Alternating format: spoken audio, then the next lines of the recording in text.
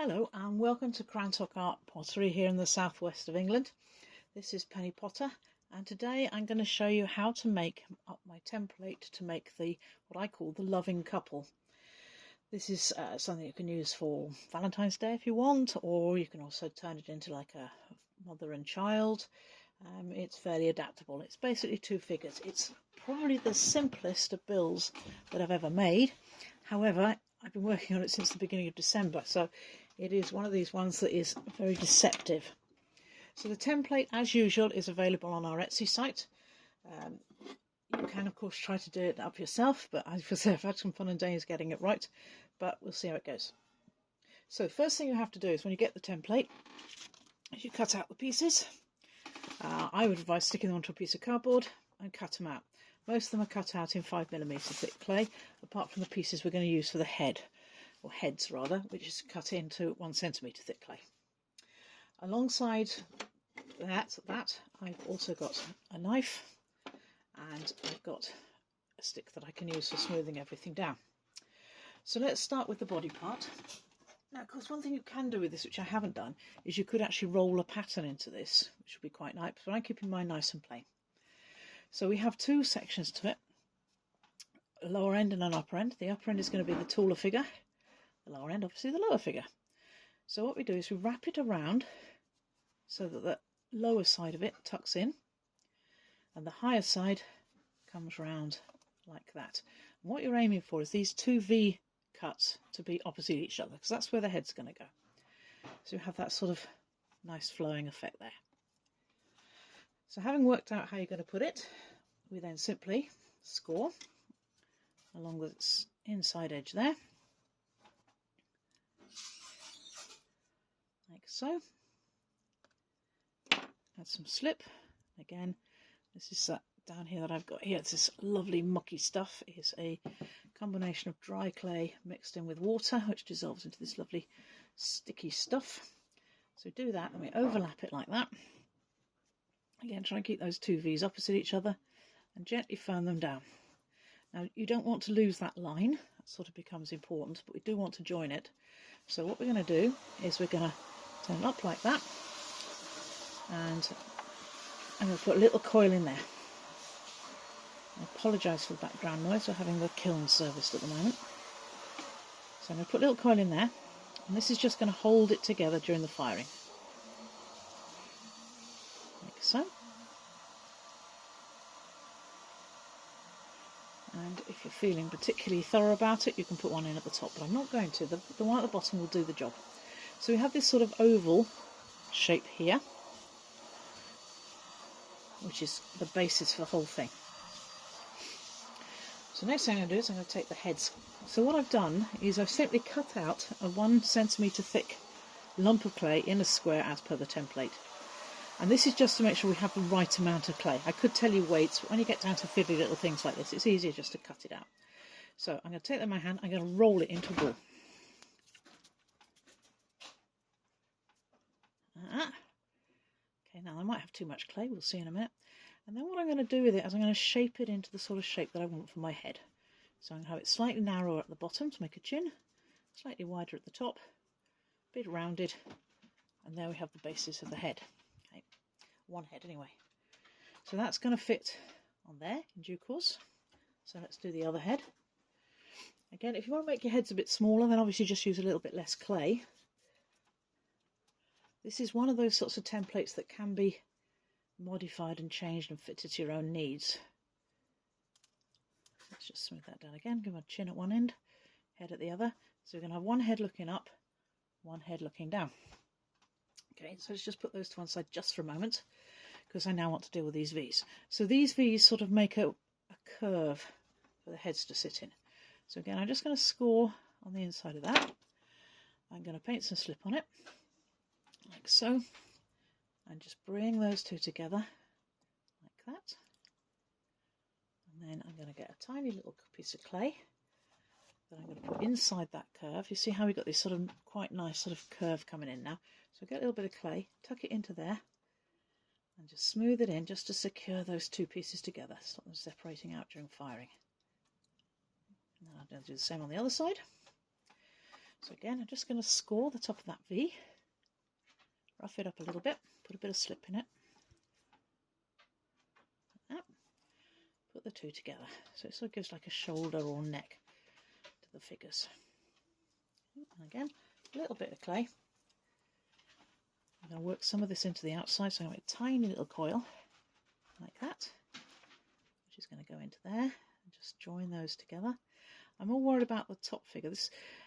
I'm going to go for this one. I've been trying to decide whether to do this, but I think this is going to be a traditional sort of male and female figure. Of course, it doesn't have to be. You could have female and female, or male and male, but the whole thing does rely upon having a sort of one figure looking down on the other, so you'd have to have two different heights, which is why it might work quite well as a sort of a parent and child arrangement. So we've now got this, and you can see how we've sort of got that nice curve going on at both sides. So it gives it a nice sort of form to it. So let's take our heads. These are about as thick as we can possibly go without exploding. So what I am going to do actually is I'm going to hollow these out a little bit. So I'm just going to get to the back of them. I'm going to get my lollipop stick. I'm just going to take some of that clay out, just to thin it down a bit. Now that'll help it to dry better. Not so thick, and I'll do the same with the other head. Just take a stick, just take some of that clay out. Just gouge some of it out. Finger in, just smooth it down a bit, like that. Okay. Now you decide which is going to be the top and which is going to be the bottom head. I think this looks slightly more masculine, I don't know. So we're going to mount that sort of halfway like that. So that's going to be the collar there, and then the head above it. I'm just going to move that up as the camera sort of angle up a little bit so you get a better view. Okay, like that. We want him very slightly looking down, so it's going to be like that. Another reason for taking some of the weight out, if you don't, it's going to be too heavy, it's going to fall off. So we're going to put some slip on there, and you saw I've got a little bit of clay here ready. So I'm going to position the head there, like that, and then I'm going to put that little bit of clay around the back just to secure it. Okay, so now what I'm going to do is I'm going to get my lollipop stick, smooth it in, just make sure it's going to stay put. Okay, like that. Okay, there we go. So we've got our first figure looking down. So now I'll do the second figure looking up. So again, I'm just going to make sure the face is the sort of the shape I want, which is sort of like a slightly narrower chin. So this one's going to be mounted a bit more. Let's have another look. That's a hell of a chin. A bit more looking up like that, looking up into each other's eyes, like that. Again, if you're doing a child, you could make this head smaller. It's actually the same sort of size as the other head, so you might want to make it a little bit smaller. I'm relying upon this one. It's going to have hair covering most of it. So again, we mount it there. So I get the angle right, so as you can see, they're sort of looking up at each other. So I'm going to put some slip on the collar there. You might have noticed that I didn't worry too much about that crack there. But part of the reason for that is we're going to hide it with the hair. But if you're not going to do long hair on the bottom figure, you will need to put something in there. So again, line it up, a little bit of clay into there. Now, of course, I have got a hole in the head, so I'm rather hoping that this will be clear underneath so that the air can escape. Otherwise, her head will blow off. Okay, so yeah, so there's a little bit of a gap under there for the air to get out. So now we've got them looking at each other, rather cute. Now we do the next detail, which is the hair. Now, I have done some templates. They're not great for the hair. The long hair, fine, no problem with. The short hair, I've got a little bit more of a problem with. So I could do both of them in long hair. That would be interesting and work quite well. So the long hair template has the curved edge goes at the front. So that will fit on like that. And there'll be two parts to it. So you have, hopefully they come together more or less, not exactly like that. And it doesn't matter if you've got a little bit of a gap, we're going to fill that in later. So you've got the hair will go a bit like that. So let's, again, look, you've got to look up, behave yourself. So let's score this and slip it. I have rolled this a little bit thinner than the normal 5mm because it's going to be resting against something. We can get away with it being a bit thinner, but don't go over the top. Clay does shrink, so do allow for a little bit of shrinkage. So finding the front of her face, hair on there, tuck it in like that. And then we do the same on the other side. So score it, so just make sure we're not scoring the right side. There's nothing worse than scoring it and then realising you scored it completely wrong. Not that it's going to matter overly much, because we are going to make it a little bit more hair-like when it goes on. So again, match that up on the other side. Put it together like that. So she's now got some hair. Like that. Let's do his hair. Now I'm assuming short hair. Again, I've got to be careful because I've got a hole here. I've got to be careful to make sure that air can escape. Now the short hair templates are not nearly as good as the long hairs, so this is going to need some modification, I suspect. So I'll put it on like that.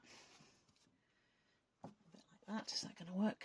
No, I think he's going to need a haircut. Okay, so what we're going to do is I'm going to put it on, then work it out how it's going to go. So remember, he's looking forward, so we want the hair a little bit further forward like that. Okay, let's put some slip on it.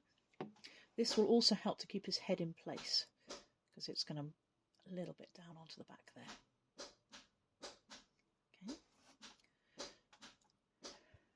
Just on there. Okay, give him his hair. This is really just giving us some material to work with. Right. So they have hair, a bit like skull caps at the moment. So let's make them look a little bit more like hair. Now with all of my figures, I'm not very good at faces and figures, so I tend to work on just leaving the faces completely blank. And it's just you read into it what you read into it. So I'm just going to use the side of this lollipop stick to start to sort of make some hair. Just stroke it down, put a pattern in it basically, like that. Smooth down that joint there. Again, work some pattern into it.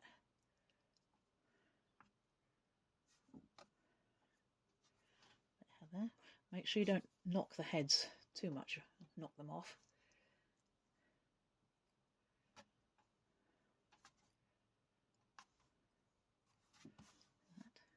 Now with her as well, you might decide that you want to give her a fringe. That's up to you. I'm just going to bring that in a little bit like that.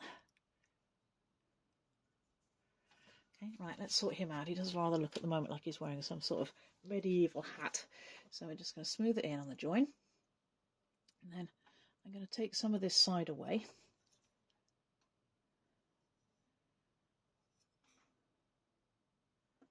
There, first of all, so we can see his face. Okay, like that. And then I'm going to give him a bit of a short back and sides. So I'm going to secure that in there, making sure we've still got a hole in there for the air to get out of. So I'm going to shape his hair a bit. It's a good job I never tried to take up a career as a barber, is all I can say. Okay, like that. So let me see his face a bit better. I'll do the same on the other side. Give him a bit of a trim. Okay. Of course, it could be her. Give her a bit of a trim. I have very short hair. Okay, like that. And then again, just to make it look a little bit more realistic, I'm going to shape it. So support the head again. Make sure you don't knock his head off. And let's start to. So we're going to have a parting down there. So we'll rough it up there like that. Down the back there. Okay. I'm going to give him really rough hair, so I'm going to sort of flick some bits out of it. Same on the other side. Work it and shape it. Decide whether or not I need to give him another trim. So I'm making sure that I leave a hole there for the air to escape. I don't want his head to come off in the kiln. Take that up a bit. Okay. Right, let's have a look at you. Let's just rough it up a bit around the edges. You do look like you've had a bit of a straight cut here, mate. There we go.